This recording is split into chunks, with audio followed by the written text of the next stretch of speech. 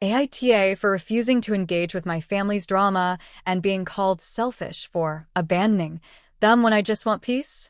I, 31F, recently set boundaries with my family after years of being pulled into every conflict, crisis, and manufactured drama.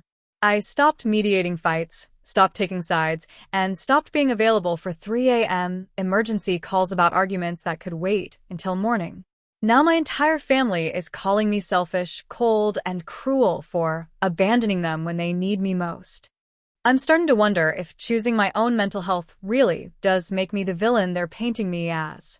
The family dynamic. Before I explain what happened, you need to understand my family. We're not quiet people. We're loud, emotional, and deeply enmeshed in each other's lives in ways that probably aren't healthy, but have always been framed as closeness. My parents, 58M and 56F, have been married for 33 years and argue constantly. Not abusive fighting, just endless bickering about everything from politics to what restaurant to go to. They rope everyone into their arguments, demanding we take sides, validate feelings, or mediate solutions. My older sister Rachel, 35F, is dramatic in a way that makes reality TV stars look understated. Every minor inconvenience is a catastrophe. Every disagreement is a betrayal. Every day brings a new crisis that requires immediate family intervention. My younger brother Tyler, 27M, is the golden child who can do no wrong but also somehow needs constant rescuing from consequences of his own actions.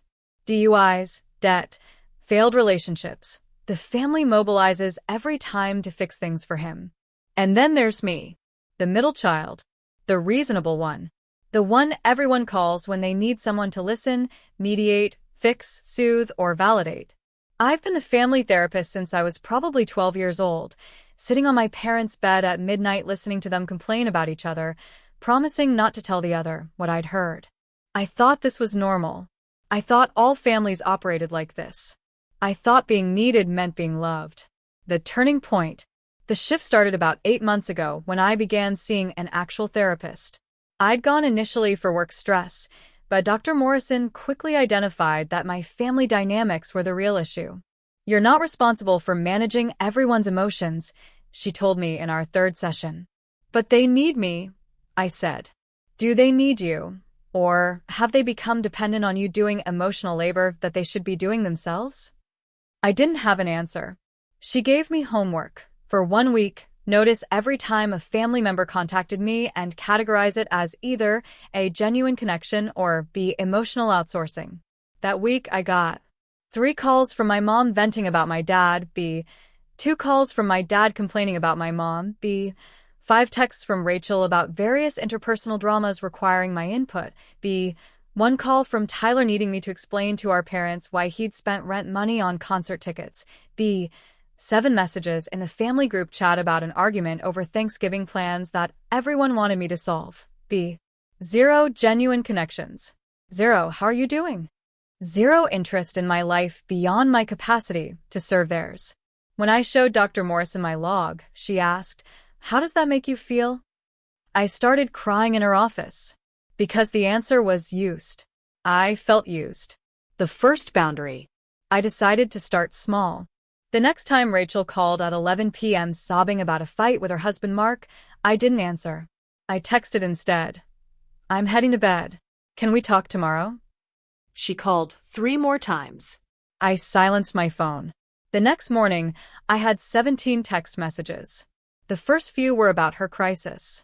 Then they turned accusatory. "I can't believe you're ignoring me. I really needed you last night. Some sister you are. You've changed. You're becoming really cold." I called her that afternoon. "Rachel, I'm not available for late-night crisis calls anymore. If something is truly urgent, you can text and I'll respond in the morning." What if it's a real emergency? Is someone bleeding or dying? No, but then it can wait until morning. My sleep matters too. Silence. Then wow. Okay, I see where I rank in your priorities. She hung up. For 3 days, she posted vague social media statuses about knowing who your real friends are and people showing their true colors. My phone stayed blessedly quiet. Then my mom called. What did you say to your sister? She's devastated. I set a boundary about late-night calls. She needed you, and you rejected her. I told her we could talk the next day. That's not rejection. You don't understand how sensitive she is. She needs to know people are there for her. I am there for her, during reasonable hours. That's not how family works. We're supposed to be available for each other always. That's not sustainable, Mom.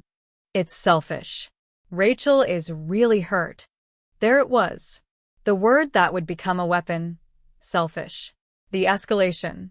After that first boundary, I started noticing how often I was being called selfish for completely reasonable requests. I declined to mediate an argument between my parents about their vacation plans. Selfish. I said I couldn't talk when my dad called during a work meeting. Selfish. I told Tyler I wouldn't lend him money for the third time that year. Selfish. I skipped a family dinner because I had other plans. Selfish. The word lost all meaning. It became shorthand for, "You're not doing what I want." But the real test came during the Thanksgiving planning crisis. This is the incident that made me realize how deep the dysfunction went. My parents wanted to host Thanksgiving at their house, like always. Rachel wanted to host because she'd just renovated her dining room and wanted to show it off. Tyler wanted to go to his girlfriend's family instead. This disagreement somehow spawned 6 days of family drama. Day 1. Rachel announced she was hosting. Mom called crying, saying Rachel was taking away her tradition. I got a call asking me to talk sense into Rachel. Day 2. Tyler announced he wasn't coming to either location. Dad called saying Tyler was destroying the family. Could I convince him to come? Day 3. Mom and Rachel had a screaming match. Both called me separately to complain about the other. Day 4. Dad told Tyler if he chose his girlfriend's family over his own, he was showing where his loyalties lie. Tyler called me in tears asking if Dad was disowning him. Day 5. Rachel posted a dramatic Facebook status about people who don't value family traditions. Mom shared it. Tyler's girlfriend saw it and threatened to break up with him. Everyone called me. Day 6. I got added to a family group chat where they were all arguing. 67 messages in 3 hours. They expected me to solve this. I typed one message. I'm hosting Thanksgiving at my apartment. Everyone is invited. RSVP by Friday. This is not a debate. Then, I muted the chat. The response was immediate and furious.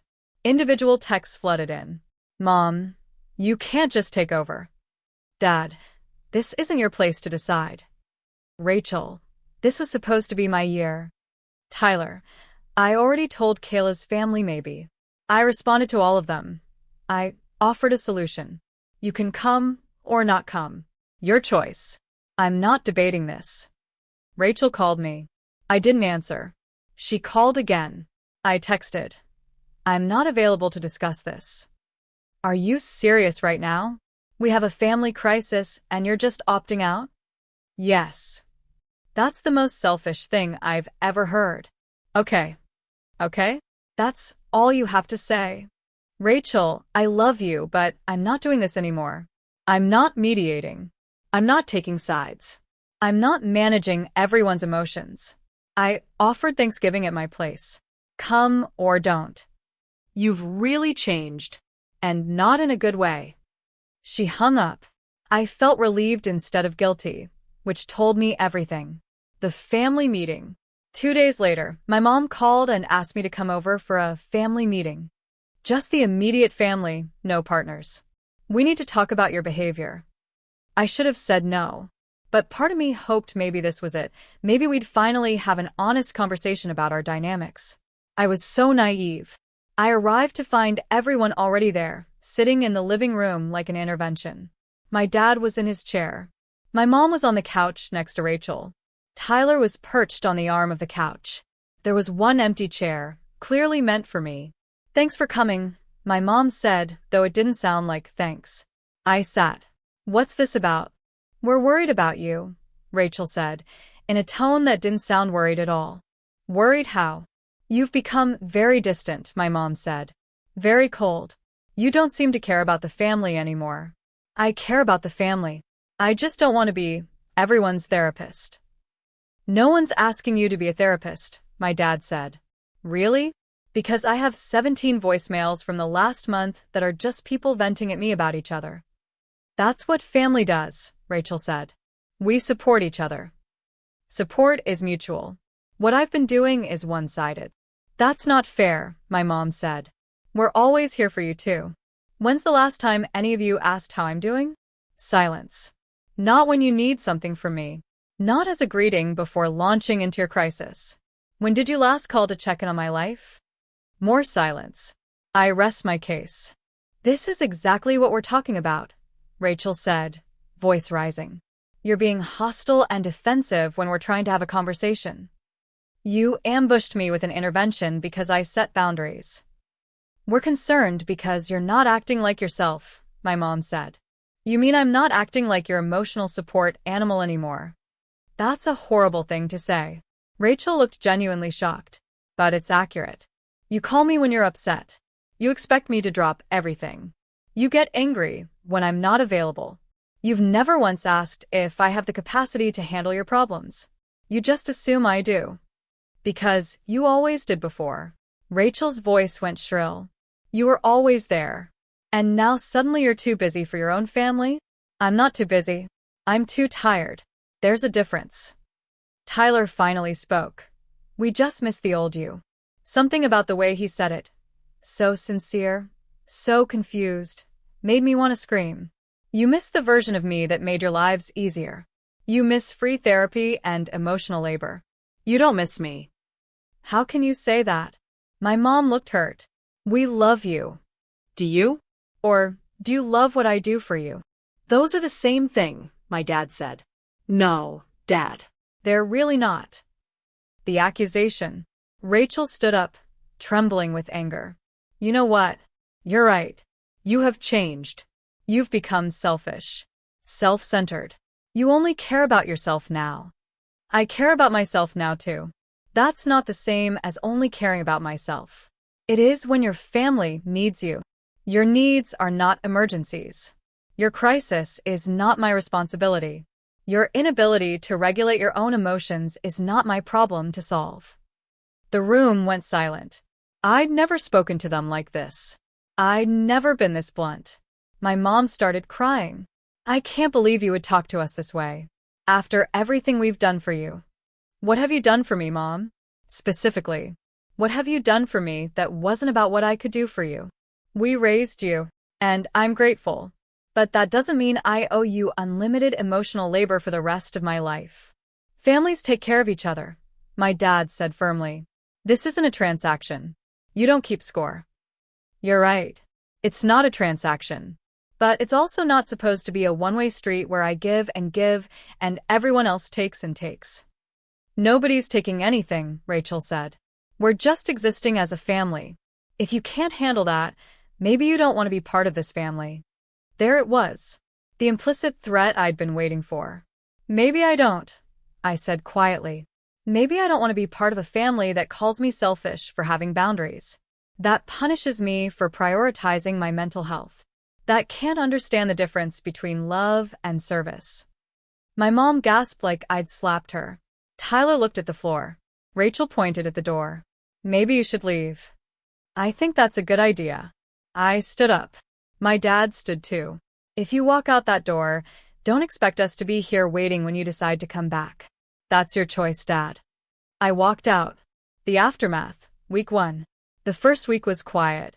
No calls, no texts. I told myself I was relieved, but mostly I felt nauseous with anxiety.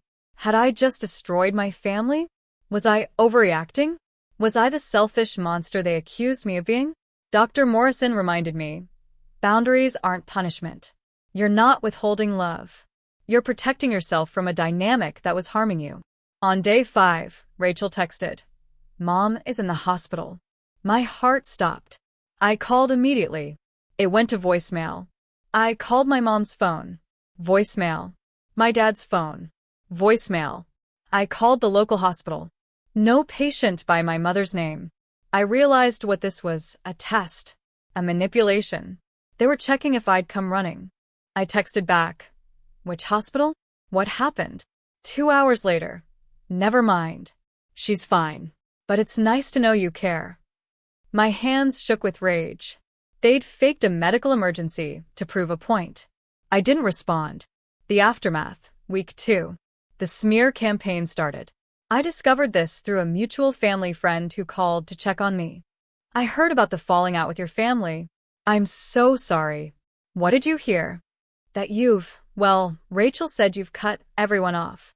That you refuse to help with anything. That you're going through something and won't let anyone support you. That's not what happened. I didn't think so. You've never seemed like the type. But Rachel was really upset when she told me. She said your mom is devastated. After that call, I started hearing from distant relatives. Cousins I hadn't spoken to in years. Family friends. All with the same story. I'd abandoned my family in their time of need. I was going through a phase. I'd become cold and distant. The narrative they'd crafted painted me as the villain. Not one person reached out to ask for my side. They'd already decided I was guilty. The aftermath, week 3. Tyler called. It was 2 a.m. Against my better judgment, I answered because I was worried something was actually wrong. Hey. He sounded drunk. Tyler, are you okay? I crashed my car. My stomach dropped. Are you hurt? No. But the car's totaled. I don't know what to do. Did you call the police? Your insurance? Yeah. I'm at home now. I needed to talk to someone. Despite everything, I felt a rush of the old familiar response. I needed to fix this. I needed to help. Are you sure you're not injured? I'm fine. Just scared. And I couldn't call mom and dad because they're mad at you, and if they know I called you, they'll be even more upset. That stopped me cold. They'd be upset that you called me? They said we're not supposed to encourage your behavior. My behavior of having boundaries? They said you're going through something, and we need to let you come back on your own terms. That if we keep contacting you, we're enabling you to stay away. I laughed. It came out bitter. So, this is an intervention by absence? I don't know. I just know everything's messed up and I miss you, and I don't understand why you can't just be how you used to be. Because how I used to be was miserable, Tyler. But we were all together. Together doesn't mean healthy. He was quiet for a while. Then, I gotta go. Thanks for answering. Tyler. He hung up. I sat in my bed in the dark, wondering how setting boundaries had turned me into the family villain. The flying monkey. Week 4 brought my Aunt Linda, my mom's sister, who'd always been kind to me. She called and asked to meet for coffee. I should have known it was a setup. We met at a cafe near my apartment. After small talk, she got to the point. Your mother is heartbroken. I'm sorry to hear that. She doesn't understand what she did wrong.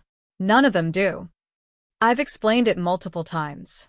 They feel like you've decided they're toxic and cut them off without warning. There were plenty of warnings. Years of warnings. They just didn't take them seriously until I followed through. Aunt Linda sighed. Can I be honest with you? Please. I think you might be taking therapy too seriously. I blinked. I'm sorry. I know therapy can be helpful, but sometimes therapists make you see problems where there aren't any. They make you think normal family dynamics are dysfunctional. You think my family dynamics are normal? Every family has issues. Every family has drama. That's just how families work. Do you call your siblings at midnight to mediate their marital arguments? Well, no, but do your nieces call you every time they have a fight with their husband and expect you to fix it? That's different. How? You've always been the one everyone goes to. You're good at that stuff. Being good at something doesn't mean I'm obligated to do it forever. She leaned forward. I think you're being selfish. And I think deep down you know that. There was that word again. Why is it selfish to take care of my own mental health? Because your family needs you. And you're punishing them for needing you. I'm not punishing anyone. I'm just not available in the way I used to be. Same thing. It's really not. She finished her coffee. I hope you'll reconsider. Before you lose your family permanently. Some things can't be fixed once they're broken. Some things need to be broken before they can be rebuilt correctly. She left a 20 on the table and walked out. The holiday, Thanksgiving, arrived. I'd told my family they could come to my apartment. None of them RSVP'd. I made a small turkey breast, mashed potatoes, green beans. I set the table for one. I lit a candle. I ate dinner in complete silence.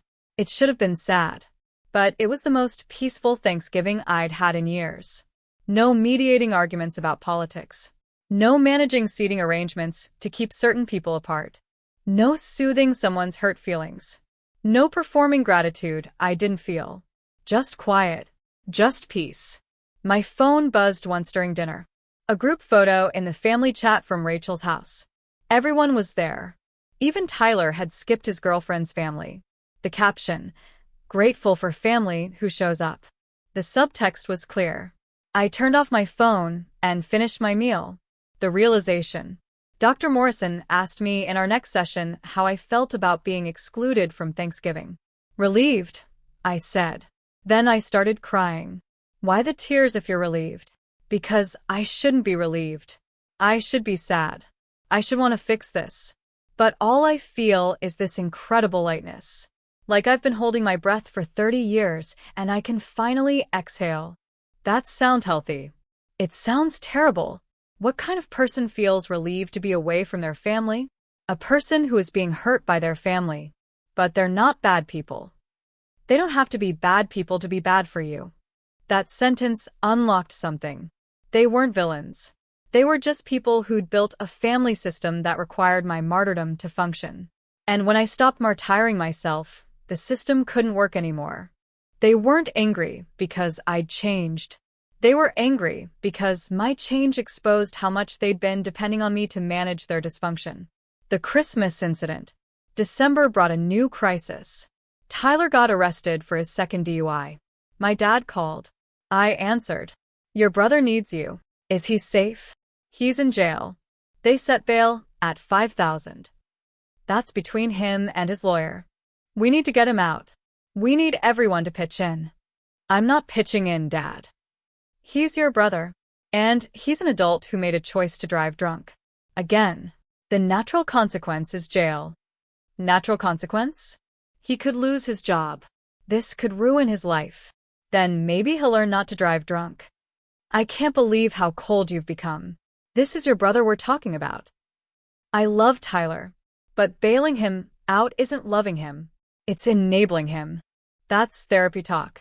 That's not real life. Therapy talk is helping me have real life. For the first time. We're doing this with or without you. But I want you to know that Tyler specifically asked for you. He needs his sister. He needs to face consequences. I'll be here when he's ready to actually address his problem. But I won't be here to make it go away. Fine. But when you're ready to stop punishing this family for imaginary crimes, we might not be here waiting. He hung up. I felt shaky but sure. For once in my life, I'd held a boundary even when it was hard. Even when they used love as a weapon. Even when they framed consequences as cruelty. The sisters' visit. 3 weeks later, Rachel showed up at my apartment unannounced. I opened the door to find her standing there, looking smaller than usual. Can I come in? I considered saying no, but curiosity won. Sure. We sat in my living room, the same living room where I'd hosted a Thanksgiving for no one. Tyler's in rehab, she said. Good. Mom and Dad are barely speaking to each other. They keep fighting about whose fault it is. That's not my problem to solve. I know. She picked at her cuticle. Mark and I are in couples therapy. I'm glad. The therapist asked me who I go to when I'm upset. I said you. She asked when was the last time you came to me. I couldn't remember. Rachel's eyes filled with tears. I've been a terrible sister. You've been the sister you were taught to be. That's not an excuse. It's not, but it's context. I miss you. Her voice broke. I miss you, and I hate that I only miss you now that you're not available to fix my problems.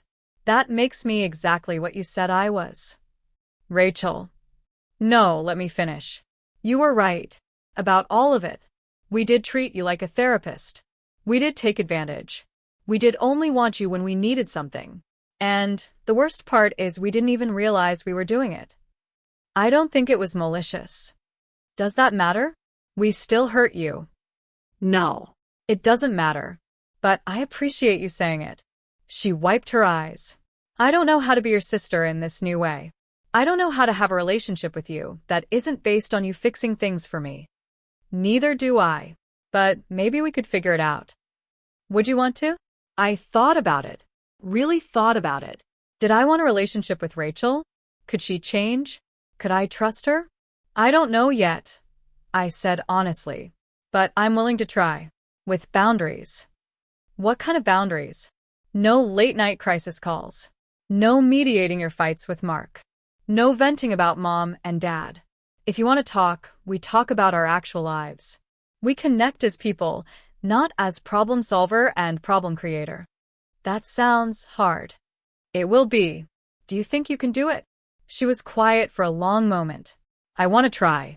I can't promise I'll be perfect. But I want to try. That's all I'm asking. We talked for another hour. About nothing deep, nothing crisis-oriented. She told me about a book she was reading. I told her about a project at work. It was superficial, but it was different. It was a start. When she left, she hugged me at the door. I'm sorry, she whispered. For everything. I know,